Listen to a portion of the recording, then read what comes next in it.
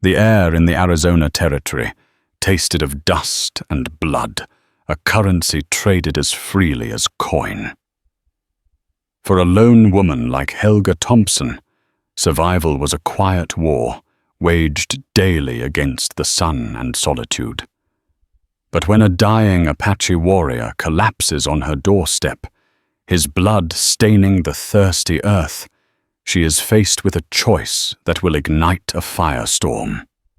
To save him is a death sentence for the law. In this land, embodied by the relentless Marshal Silas Kane, offers no mercy for Indian sympathizers.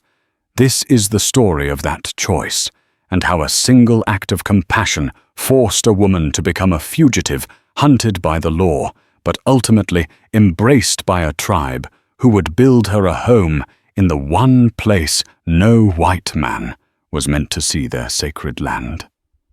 The dust storm came on, as it always did, a roiling brown monster swallowing the horizon. It was a Tuesday. Helga Thompson, a widow of 2 years whose world had shrunk to the size of her small, isolated homestead, was securing the last of the shutters. The wind, a hot, angry breath, tore at her calico dress and whipped strands of auburn hair across her face. Her husband, Jacob, had always said you could set your watch by the afternoon furies of the Sonoran Desert. Now the wind's howl was just another voice in the profound silence of her life. Her homestead was a lonely speck in a vast, unforgiving landscape. 20 miles east lay the fledgling town of Redemption, a place she visited only twice a month for supplies, its name a bitter irony she had come to appreciate. To the west, the Dragoon Mountains clawed at the sky, their jagged peaks a rumored stronghold of the Chiricahua Apache. It was a land of harsh lines and stark contrasts, where life and death danced a tight, brutal tango. As the first thick waves of dust obscured the sun, turning the world a sickly ochre, she saw it, a shape stumbling through the maelstrom. Not a coyote, not a deer. It was a man. He moved with the lurching gait of the gravely wounded, one hand pressed tight against his side, his body a dark silhouette against the brown fury. Her first instinct, drilled into her by every tale of frontier survival, was to bolt the door and grab the Winchester rifle that leaned against the wall. The world outside that door was hostile, but something in his staggered, desperate progress held her fast. He wasn't running or raiding, he was dying. He made it to her small, hard-won patch of cultivated land before his legs finally gave out. He fell not with a cry, but with a silent, final surrendering to gravity, disappearing for a moment in the swirling dust. Helga's heart hammered against her ribs, a frantic bird trapped in a cage of bone. This was suicide. She knew it with a certainty that tasted like copper. Still, she unlatched the door, pulling her shawl tight over her nose and mouth, and stepped into the storm. The wind buffeted her, stinging her eyes with sand. She found him lying face down near her meager corn patch. With a strength born of desperation, she rolled him over. He was Apache. His long black hair was matted with dust and blood. A high cheekboned face, grim with pain, was smeared with dirt. His eyes, when they flickered open, were black, bottomless pools of defiance and agony. A dark, wet stain was spreading across the deerskin tunic on his left side, just below the ribs. He was young, no older than 25. He looked at her, his lips pulling back from his teeth in a snarl that was half pain, half pure hatred. He muttered something in his own tongue, a word that sounded like a curse. "I'm not—" She started, her voice raspy and thin against the wind. "I'm not going to hurt you." His eyes drifted shut. For a moment, she thought he was dead, but then a shallow, ragged breath shuddered through his frame. The choice was here. now. Not a theoretical debate in the safety of Redemption's church, but a living, bleeding reality on her land. To leave him was to let the storm or the buzzards finish the job. To take him in was to invite a different kind of predator, one that wore a tin star and carried a rope. She thought of Marshal Silas Kane, a man carved from the rock of the mountains themselves, his justice as unyielding and harsh as the midday sun. He had a reputation, a legend whispered in saloons and general stores. They said his family had been wiped out by an Apache raid near the Gila River Bend years ago. They said he hunted them not for justice anymore, but for vengeance. Sheltering an Apache, a wounded warrior no less, was a crime he would answer with a hanging no trial needed. Her gaze fell on the man's wound. It was a bullet hole, angry and festering. Without help, he would be dead by morning. She had some skill with herbs and healing knowledge passed down from her mother. It was a quiet pride, her ability to mend and soothe. Could she stand here and watch a man die when she had the means to prevent it? The memory of Jacob's face, pale and still, after the cholera had taken him, flashed in her mind. The helplessness of it, the silence. "Damn it all," she whispered to the howling wind. It was not a choice, not for her. Dragging him was an ordeal. He was lean but dense with muscle, a dead weight that fought her every step of the way. The dust clogged her throat and blinded her. Finally, gasping and trembling, she pulled him over the threshold and slammed the door shut, plunging the small cabin into a dim, dusty twilight. He lay on her floor, a dangerous secret, staining her floorboards. For a long moment she just stood there, her breath coming in ragged sobs, the reality of her decision crashing down upon her. The storm outside was a tempest, but it was nothing compared to the one she had just unleashed upon herself. She lit a lantern, the yellow light casting long, dancing shadows. His face in the flickering glow seemed softer, younger. She fetched her medical supplies, a basin of precious water, clean cloths, carbolic acid, and a pouch of powdered yarrow to pack the wound. As she began to cut away the deerskin tunic, his eyes snapped open. His hand shot out, grabbing her wrist with a grip of shocking strength. The black eyes burned with a fire that had not yet been quenched. "Let go," she said, her voice steady, despite the tremor in her hand. "I am trying to help you. You will die if I don't."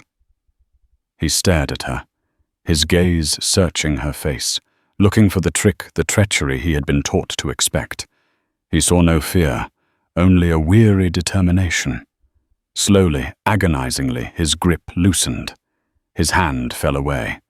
It was a truce, a fragile acknowledgement in the heart of the storm. For the next hour, Helga worked with a focused intensity that blocked out all thought of Marshal Kane and the gallows. She cleaned the wound, her stomach churning at the sight of the torn flesh. The bullet was still inside him, lodged deep. She didn't have the tools or the skill to remove it. All she could do was clean the wound and pray that fever didn't take him. She packed the entry and exit wounds with yarrow and bound his torso tightly with clean linen.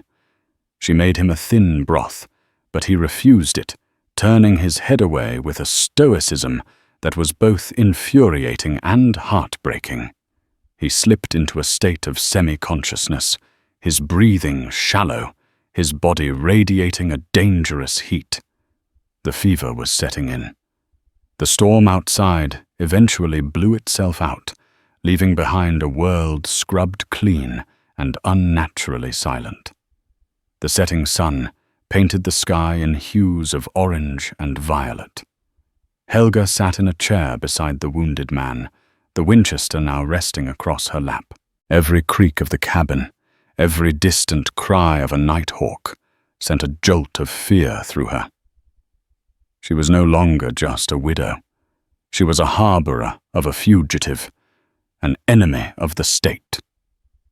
Late that night, as she dozed fitfully, a voice startled her awake. It was a single word spoken in a dry, cracked whisper. English.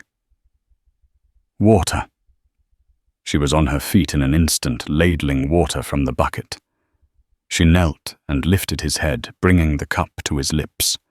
He drank greedily, his throat working. When he was done, he slumped back, his eyes lucid for the first time. They held a question. "Why?" he rasped. Helga looked at this man, this Apache warrior, the sworn enemy of her people. She looked at his wound, the proof of the violent world that raged just outside her door. She thought of Jacob, of her own gnawing loneliness, of the simple, stubborn belief that a life was a life. "Because," she said softly, "leaving a man to die in a storm is no way to live." He held her gaze for a long moment. Then a flicker of something unreadable passed through his eyes. He gave a slight, almost imperceptible nod and closed his eyes, surrendering to the fevered sleep. Helga sat back down, the weight of the rifle in her lap, a cold, hard reminder of the price of her compassion. The night was long, and she knew with a chilling certainty that the hunt was coming. The town of Redemption smelled of stale beer, horse manure, and fear. It was a smell Marshal Silas Kane was intimately familiar with. He stood in the doorway of the marshal's office, a tall, gaunt figure silhouetted against the morning sun. His face was a road map of hard miles and harder sorrows, dominated by a pair of pale blue eyes that missed nothing and forgave less. He methodically rolled a cigarette, his movements precise and economical. "Anything?" he asked, not turning his head. Deputy Ben Carter, a young man whose face still held the soft uncertainty of youth, looked up from a wanted poster. "Just old Jedediah Stone, Marshal. Drunk again last night. Said he saw a ghost up by the Thompson widow's place during the storm." Kane lit his cigarette, the flare of the match illuminating the deep lines around his eyes. "Jed Stone's been seeing ghosts in a bottle for 10 years. Pay him no mind." He took a long drag, the smoke coiling from his lips. "But I am interested in the Thompson place. Storm was a bad one. Might ride out and check on her." Ben blinked. The marshal wasn't known for social calls. "You think she's in some kind of trouble?" Kane's gaze drifted west towards the distant hazy peaks of the Dragoon Mountains. "Trouble finds people out that far, Ben. One way or another." The trouble Kane was truly interested in had been reported 2 days prior. A small cavalry patrol had been ambushed near Apache Pass. 2 soldiers killed. The attackers had melted back into the mountains, but one they believed had been wounded. A Chiricahua warrior named Taza, known for his ferocity and for being the son of a respected war leader. A bounty had been placed on his head, but for Kane it was never about the money. It was about the ledger. And the ledger was stained deep with red. His hand unconsciously went to a small, worn leather pouch he wore around his neck, hidden beneath his shirt. Inside was a single tiny child's moccasin, a relic of a life burned to ash. The ride out to the Thompson homestead was hot and silent. Kane was flanked by Ben and 2 other men he'd deputized from the saloon, a grizzled tobacco-chewing tracker named Jedediah Stone, the same man Ben had mentioned, and a nervous, shifty-eyed ranch hand called Pete. Jed, despite his love for the bottle, had a reputation for being able to track a snake over bare rock. "What do you reckon, Jed?" Kane asked, his voice a low rumble. "Wounded man. 2 days old, in that storm." Jed spat a stream of tobacco juice. "If he was bad hit, he'd hole up." Find water, or he's buzzard meat. That storm would have wiped out most any trail. But he squinted at the ground. Wind blows one way, a man crawling for his life bleeds another. Sometimes you find a story the storm couldn't erase. As they neared the homestead, the place looked peaceful, almost serene. A thin curl of smoke rose from the chimney, but Kane's eyes were scanning, dissecting the scene. He saw the way the dirt was disturbed near the corn patch, a faint scuffing that the wind hadn't quite smoothed away. He saw the dark, rust-colored stain on the porch boards near the door, a stain someone had tried to scrub away. He dismounted his spurs, jingling softly, the sound unnaturally loud in the quiet air. "Ben, you and Pete check the barn. Jed with me." Helga saw them coming. She'd been dreading this moment, playing it over and over in her mind until her nerves were raw. Her patient, whom she now knew was named Taza, after he'd spoken it in a moment of fevered delirium, was hidden.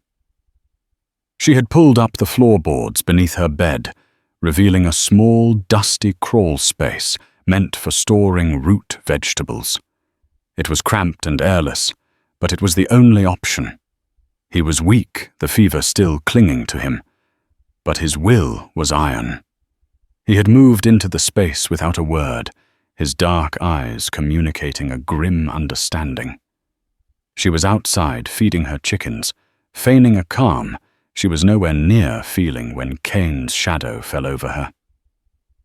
"Ma'am," he said. His voice was polite, but it had an edge like a newly sharpened blade. "Marshal Silas Kane. Just checking on the folks out this way after the storm." Helga forced a smile, her heart a frantic drum. "That's kind of you, Marshal. It was a bad one, but the cabin held. I was fortunate." Kane's pale eyes swept over her, then the cabin, then the ground. "Fortunate indeed. We're tracking a fugitive, an Apache. Killed 2 soldiers. We have reason to believe he came this way." He paused, letting the silence stretch. "You haven't seen anyone, have you?" "A man wounded. No one." Helga said her voice a little too high. She cursed herself for it. "I've been here alone. Haven't seen a soul." Jed Stone, who had been circling the cabin like a vulture, stopped near the porch. He knelt, running a thumb over the dark stain she had scrubbed so desperately. He glanced at Kane, a flicker of something in his eyes, and then stood up, shaking his head. "Nothing, Marshal. Looks like she's telling the truth." Kane's eyes narrowed. It was a lie. A clear, deliberate lie from the best tracker in the territory. Kane looked from Jed's inscrutable face to Helga's, which was pale, with a poorly concealed terror. He knew. With the certainty of a predator sensing a wounded animal, he knew the Apache was here. But why had Jed lied for her? This was a twist Kane hadn't anticipated. It complicated things. A direct confrontation, tearing the place apart, might give the Apache a chance to fight, or it might force Jed's hand in some unpredictable way. Kane preferred control. He would play a different game. "Glad to hear it, ma'am," Kane said, his voice now smooth as honey. "Still, this is a dangerous man. We'll be setting up a patrol in this area for a few days, just to be safe." He tipped his hat. "You have a good day." As they rode away, Ben Carter looked confused. "Marshal, I thought you were sure." "I am." Kane cut him off, his voice cold. "She's lying, and also is Jed." He glanced back at the tracker, who rode a few paces behind his face, a mask of indifference. "The woman has him hidden. She's made her choice. Now we just watch. A woman alone needs water. She needs supplies. The Apache needs medicine. They will make a mistake, and when they do, we'll be there. Back in the cabin, Helga collapsed into a chair, her body trembling uncontrollably. She had survived the first test, but she had seen the look in Kane's eyes. He knew. He wasn't leaving. He was coiling like a rattlesnake in the shade, waiting for the perfect moment to strike. That night, Tarza's fever broke. In the pre-dawn quiet, she helped him from the crawl space. He was weak, but his eyes were clear. He drank the broth she offered, his gaze fixed on her face. "They were here," he stated, not a question. "Yes, the marshal. His name is Kane." Tarza's face hardened at the name. It was a name known even among the Chiricahua, the butcher of Gila River. "He will be back," Tarza said. "You are in danger. Because of me." "We are in danger," Helga corrected him. She looked out the window at the vast, star-dusted darkness. It no longer felt empty. It felt full of watching eyes. "You're not strong enough to travel yet." "I will be," he said, a promise in his tone. 2 days. Then I will go. I will lead them away from you." "And where will you go?" she asked. "You're one man against all of this, all of—" He looked toward the western mountains, a silhouette against the night sky.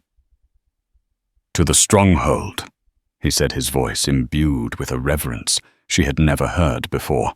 "To the canyon of the whispering spirits. It is a sacred place.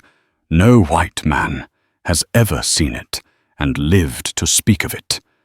For 2 days, a tense, silent war of nerves was waged. Helga could feel Kane's presence like a physical pressure. She saw his men on distant ridges, small figures watching her every move. She rationed her water, trying to make it last, knowing a trip to the well would be scrutinized.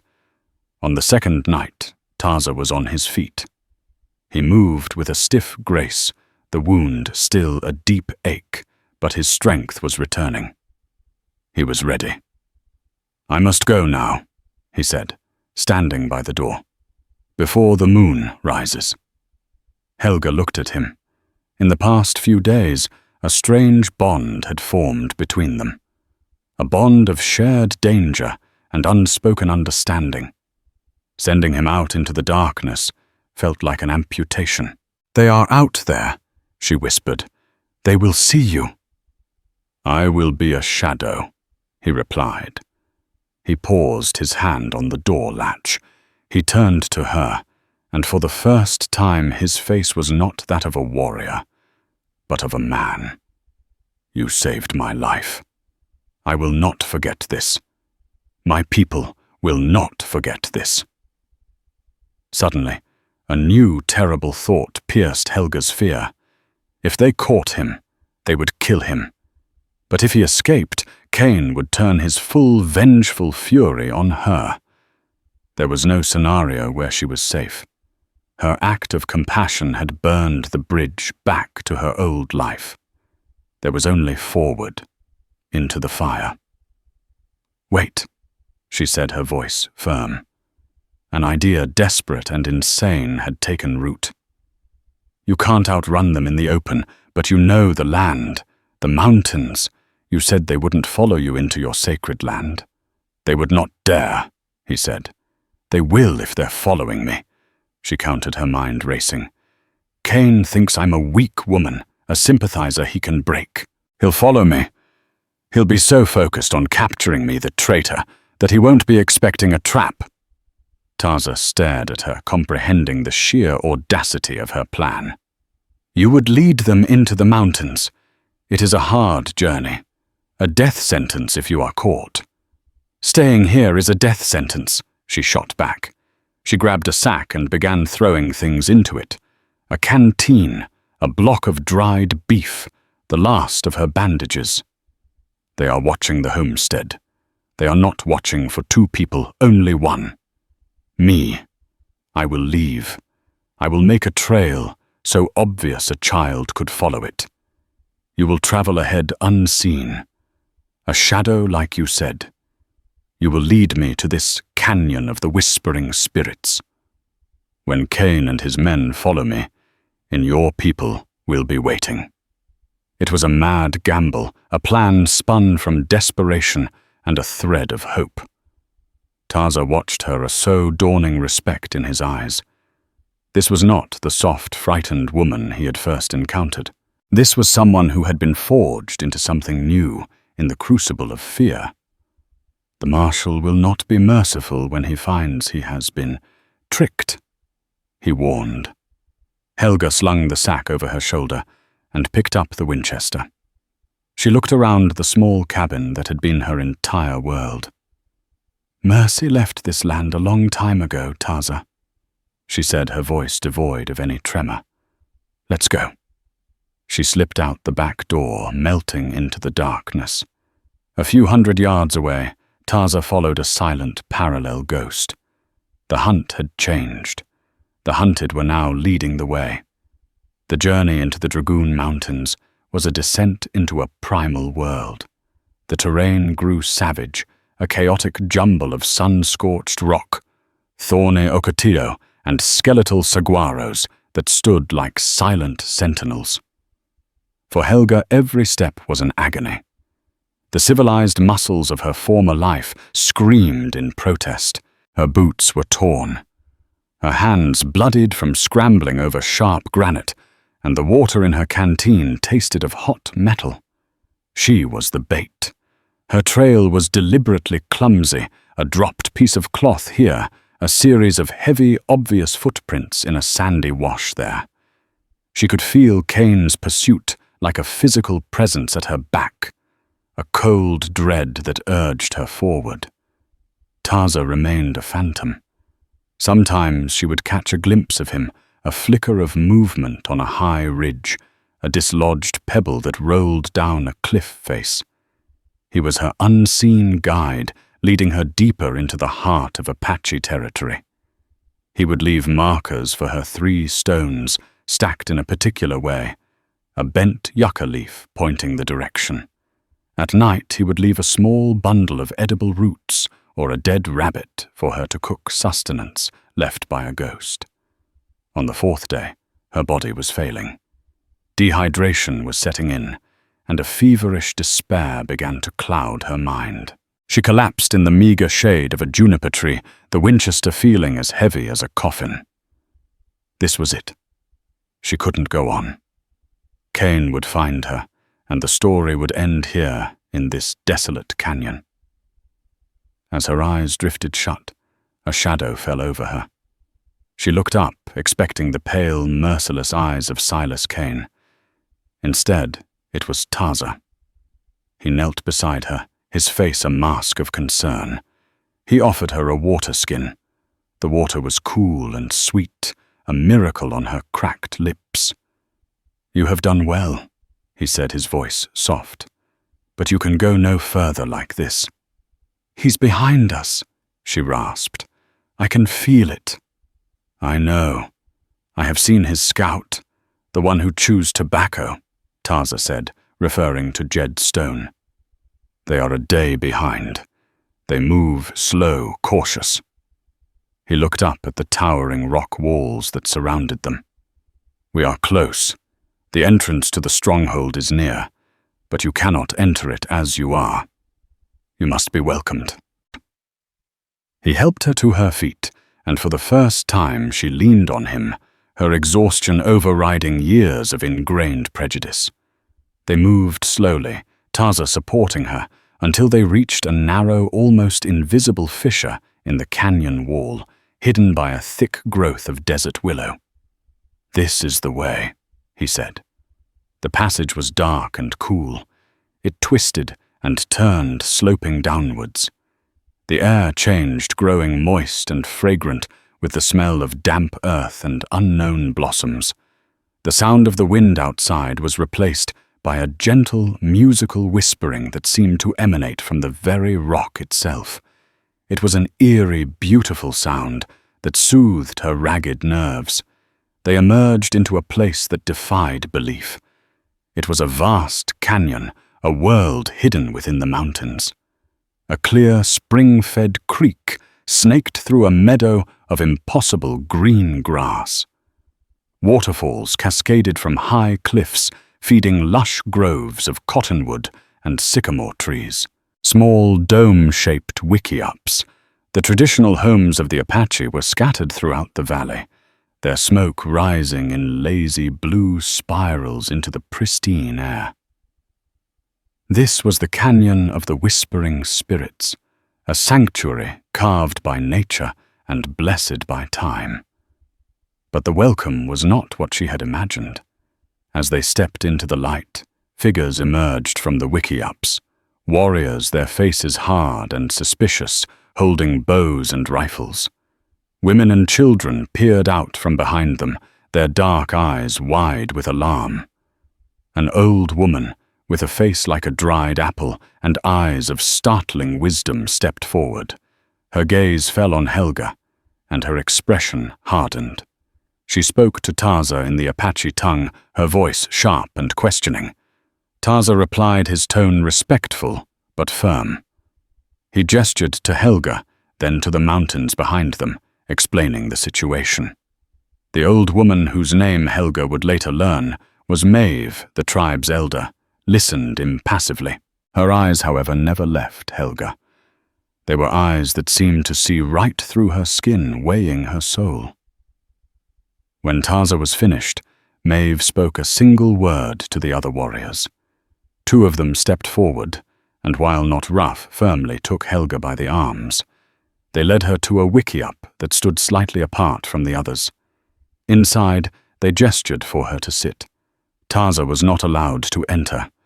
She was alone again, a prisoner in the very sanctuary she had sought. For a day and a night, she remained there. Women brought her food, a savory stew of venison and squash, and fresh water, but no one spoke to her. They looked at her with a mixture of curiosity, resentment, and fear. She was an outsider, a white eyes the face of the people who had stolen their lands and murdered their kin. Her presence here was a sacrilege. She learned later that Taza was arguing for her life in the Council of Elders. He spoke of her bravery, of how she had saved him, and then risked everything to lead their enemy into their lands. Others argued against him. To harbor a white woman was to invite disaster. Cain was a demon, and he would not be easily tricked. He would bring the full might of the U.S. Army down upon them. On the second day, Maeve entered her wickiup. The old woman sat across from her, her silence as heavy as a stone. Finally she spoke, her English accented, but clear.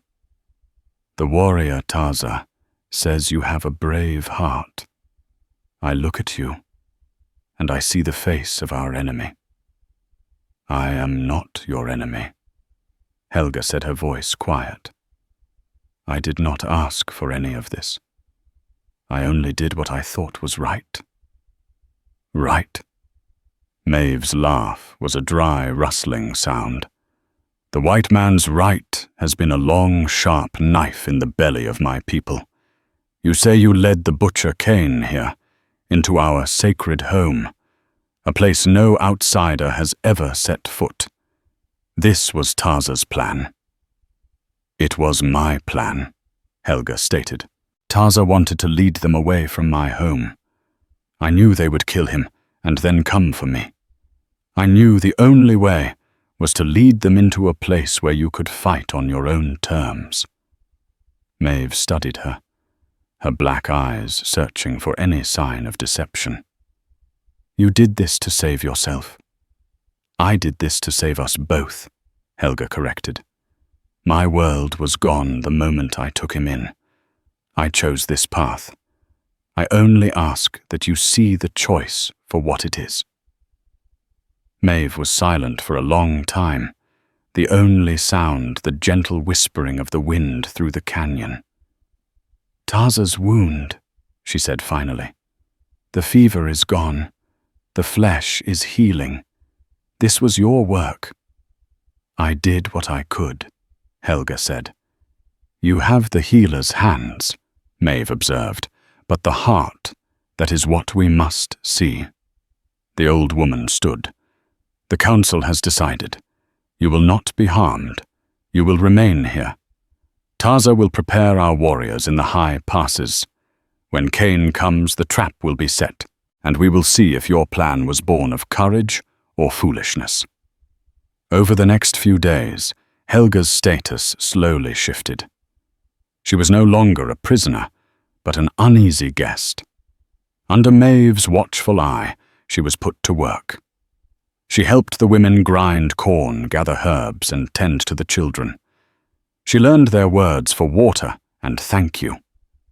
She saw the gentle, familial side of the people she had been taught to fear. She saw children laughing and playing mothers, singing lullabies, old men telling stories. It was a community, a family clinging to life in their hidden world. Her relationship with Tarza also changed.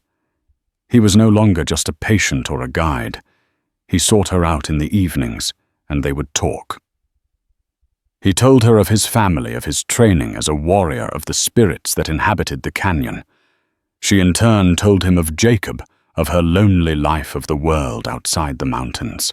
A deep and profound respect grew between them, a bridge built across a chasm of culture and conflict.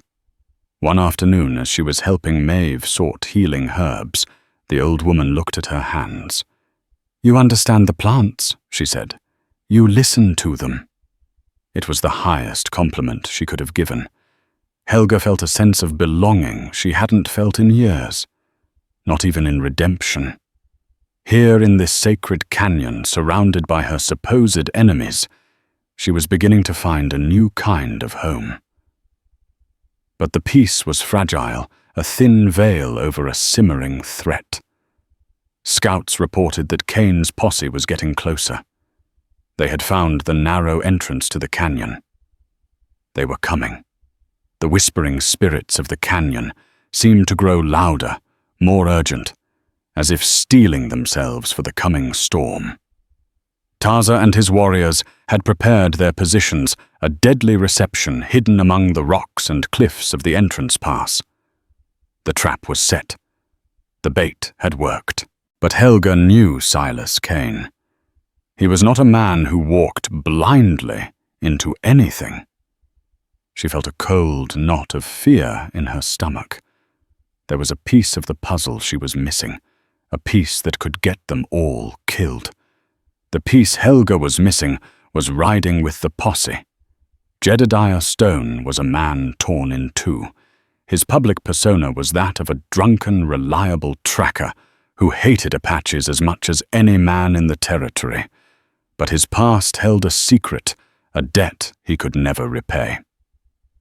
10 years earlier, lost in the desert with a broken leg and dying of thirst, he had been found by a small band of Chiricahua. They had not killed him. They had taken him to a hidden spring, tended his leg, and left him with enough food to get back to civilization. One of the Apaches who saved him was a young stoic warrior. He never learned his name, but he never forgot his face.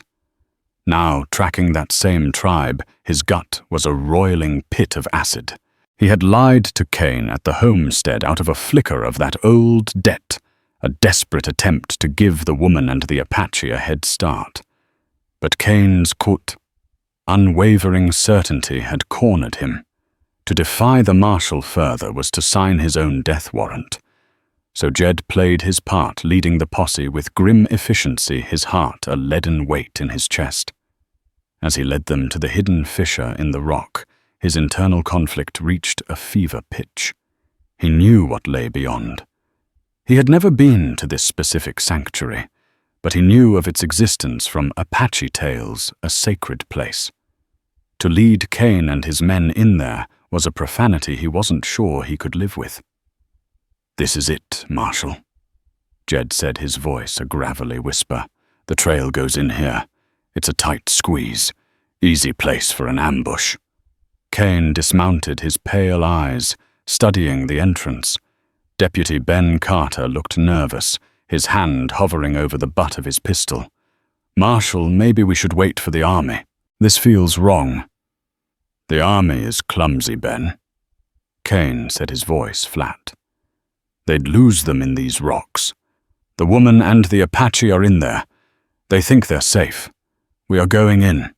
Jed, you take point. If you smell so much as a whiff of a trap, you sound off." The command was an iron glove. Jed knew he had no choice. But as he prepared to enter, he did something small.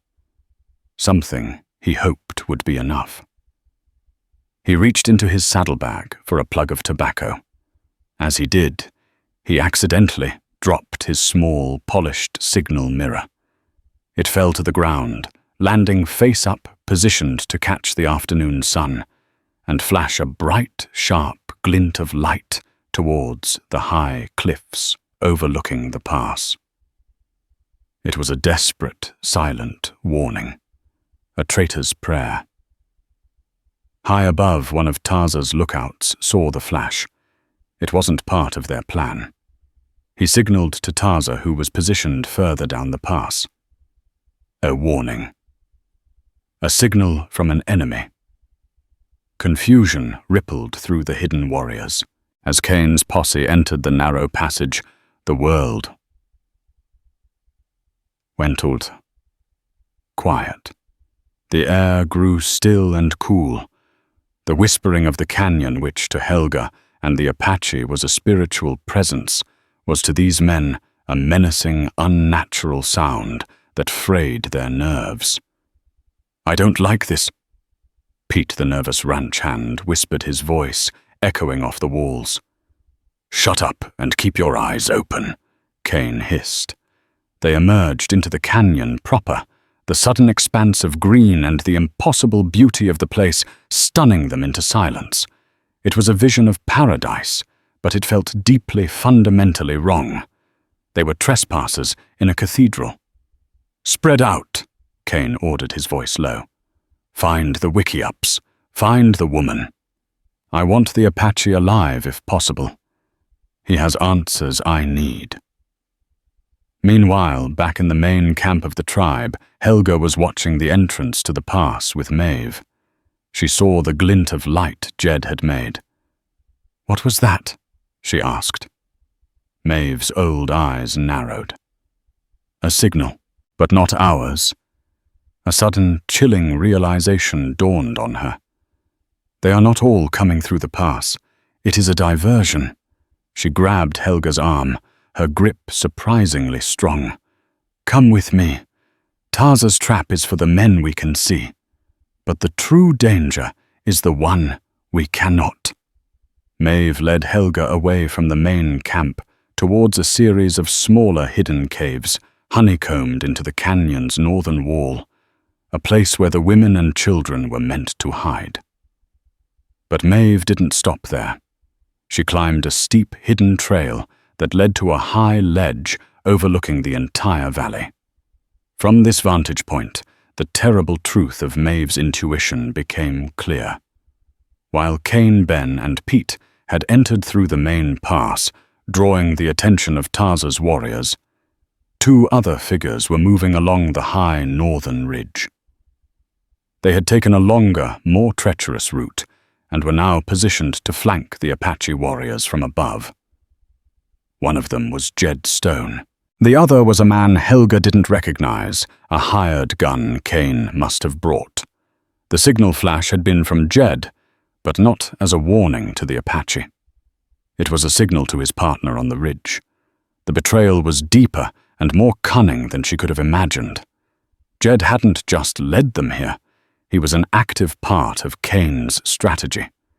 His earlier lie at the homestead had been a masterful deception to make him seem untrustworthy to Kane's other men, ensuring no one would question his movements. Down below, the trap was sprung.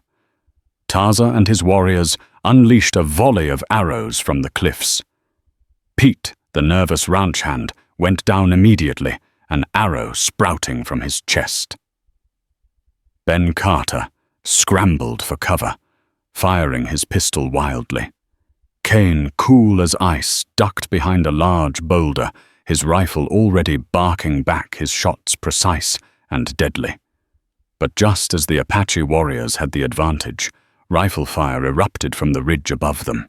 One of Taza's men cried out and fell from his perch. The trap had been turned. The hunters had become the hunted. Taza, realizing they were caught in a pincer, let out a sharp cry, a command to fall back to scatter and regroup. The carefully planned ambush dissolved into a chaotic skirmish.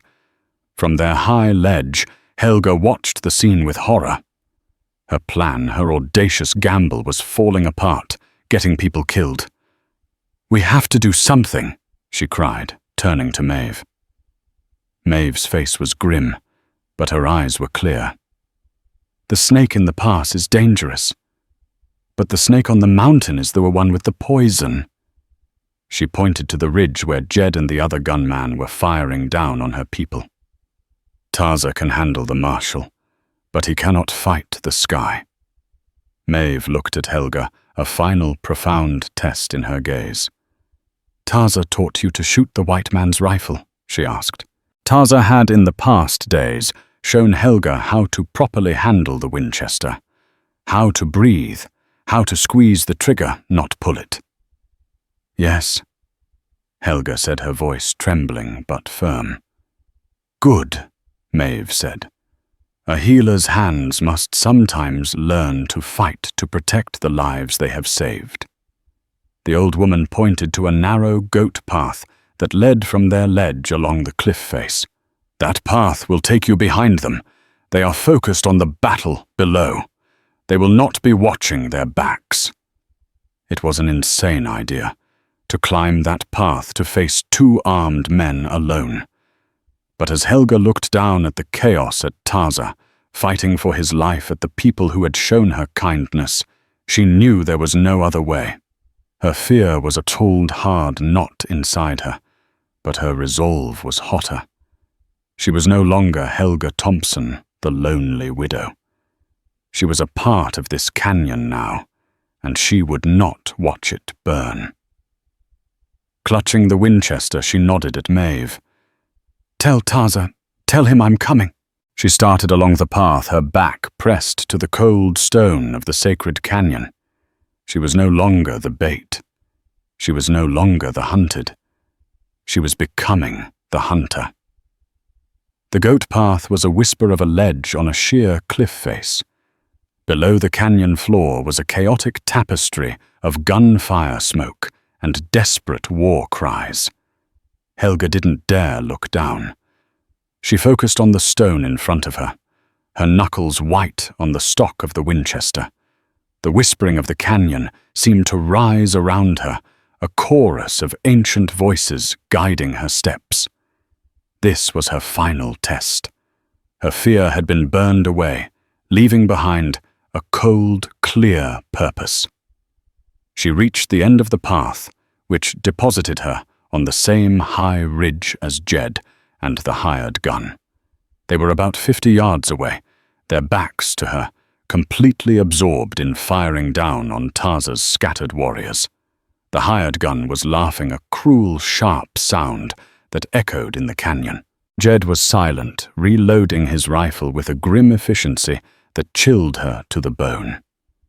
Any hope she'd had that he was a reluctant participant vanished. He was a willing instrument of Kane's vengeance. She raised the Winchester, the butt heavy and solid against her shoulder. Taza's instructions played in her mind. "Breathe out. Squeeze, don't think." She centered the iron sights on the hired gun, the one who was laughing. The world narrowed to that single point. She squeezed the trigger. The rifle's kick was a violent shove, the explosion deafening in the high, thin air. The laughing man jerked as if struck by lightning, his rifle clattering onto the rocks. He staggered for a moment, a look of pure shock on his face before toppling over the edge of the ridge without a sound. Jed Stone spun around his face, a mask of disbelief. his eyes widening as he saw her. He had the face of a man who had seen a ghost rise from the grave. "You," he breathed. "It's over, Jed," Helga said, her voice steady and clear, carrying easily in the silence. She chambered another round, the shick of the action, a final deadly punctuation mark. Jed hesitated, his rifle half raised. In that split second, his betrayal, his debt, and his fear collided. But before he could make his choice, a dark shape rose from the rocks behind him. It was Taza. Having seen the flanking fire cease, he had scaled the cliff face with the speed and silence of a panther. Taza didn't kill Jed. He struck him at the base of the neck with the stock of his rifle. Jed crumpled to the ground unconscious. The threat from above was neutralized. Taza looked at Helga, his chest heaving, his face smudged with gunpowder. He glanced at the spot where the hired gun had fallen, then at the rifle in her hands. A deep, unreadable expression crossed his face, a mixture of awe, respect, and something more profound. He gave her a single, sharp nod.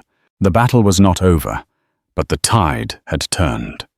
Down below, the dynamic had shifted completely. Marshal Kane, now alone and exposed, realized his flanking maneuver had failed. Ben Carter, pinned down and terrified, was yelling for a retreat. Kane was a pragmatist above all else. His plan had failed. He would live to fight another day. "Fall back!" Kane roared, laying down covering fire as he and Ben scrambled back towards the narrow passage. The Apache warriors, led by a triumphant Taza, who had rejoined them, did not pursue. They let them go. The canyon had defended itself. A heavy silence descended, broken only by the moans of the wounded and the ever-present whispering of the wind. The battle had been short but brutal. The tribe had lost 2 warriors. Kane's posse was shattered. In the aftermath, Helga, guided by Maeve, became a healer in truth. She moved through the camp, her hands once soft and unused, to hardship now skillfully tending to wounds. She cleaned and dressed the injuries of the same warriors who had looked upon her with suspicion just days before. They now watched her with a quiet reverence. She had not only brought the fight to their home, but she had fought with them for them. She had bled figuratively for their survival. That evening, as the tribe mourned its dead, the Council of Elders met again. This time, Helga was not summoned as a prisoner, but as a guest of honor. She sat by the fire with Taza on one side and a solemn Maeve on the other. The chief, a stern man named Victorio, rose to speak. His eyes, which had been hard and unforgiving, now held a different light. "The white woman," he began, his voice echoing in the quiet canyon, "came to us as a fugitive. She brought the butcher Kane to our sacred home. This was a great risk, but she did not hide behind our warriors. She did not cower with the women. She took up a rifle and fought as one of us. She bled the enemy that bled us. The spirits of this canyon have spoken through her actions." He looked directly at Helga. "Our law says that no outsider who sees this place may leave. It is a law of survival. But you are no longer an outsider. You have a healer's spirit and a warrior's heart. You have earned your place among us." He then gestured to a spot a little way from the main camp on a gentle slope overlooking the creek. "We will build you a home here, a house of stone and wood to stand against the wind and the sun. You will have your own land, your own fire. You will be of the Chiricahua people, a sister to us for as long as you wish to stay." Tears welled in Helga's eyes. They were not tears of sorrow or fear, but of a profound, overwhelming sense of belonging. She had lost everything: her husband, her home, her old life. But here in this impossible place, she had found something new. A family, a purpose, a home. Over the next few weeks, the entire tribe worked to build her home. The men cut and shaped stones from the canyon walls. The women plastered the inside with adobe, making it smooth and cool. Tarza himself worked tirelessly, his strength and skill evident in every stone he laid. They built her a small, sturdy cabin, a fusion of settler design and Apache resilience. It was more than a house. It was a monument to her journey. She never saw Silas Kane again. Word trickled in from traders that he had returned to redemption, a broken man, his posse destroyed, his legend tarnished. He had been outsmarted and defeated not by a warrior, but by a lone woman he had underestimated. He left the territory, soon after disappearing into the vastness of the West, forever haunted by the ghost of the woman who had sheltered an Apache. Jedediah Stone was banished. The tribe, honoring Tarza's mercy, did not kill him. They took his weapons and his horse and pointed him east. He was cast out, a man, without a people, forever trapped between the two worlds he had tried to betray. Helga lived out her days in the canyon of the whispering spirits. She became a respected healer, her knowledge of settler medicine blending with Maeve's deep understanding of desert herbs. She remained a close friend and confidant to Tarza, their bond a quiet, powerful thread in the fabric of the tribe. She never forgot the world she had left behind, but she never longed for it. She had found her sanctuary, not in the false promise of a town named Redemption, but in the heart of a sacred land, in a home built by the very people she was once hunted for sheltering. She was a legend in her own right, the white woman of the stronghold. A testament to the fact that in the unforgiving heart of the Wild West, sometimes the most profound acts of defiance were simple acts of compassion. The line between civilization and savagery was never as clear as the maps suggested. It was a shifting, blurred boundary that ran through the heart of every person. Helga Thompson's story is a testament to that truth. She was an ordinary woman, pushed to extraordinary limits, who discovered that the greatest strength is not found in conforming to the world's harsh rules, but in daring to defy them. Her legacy wasn't written in history books or carved on a tombstone in a town cemetery. It was etched into the living memory of a people and built from the very stones of the sacred land that became her home.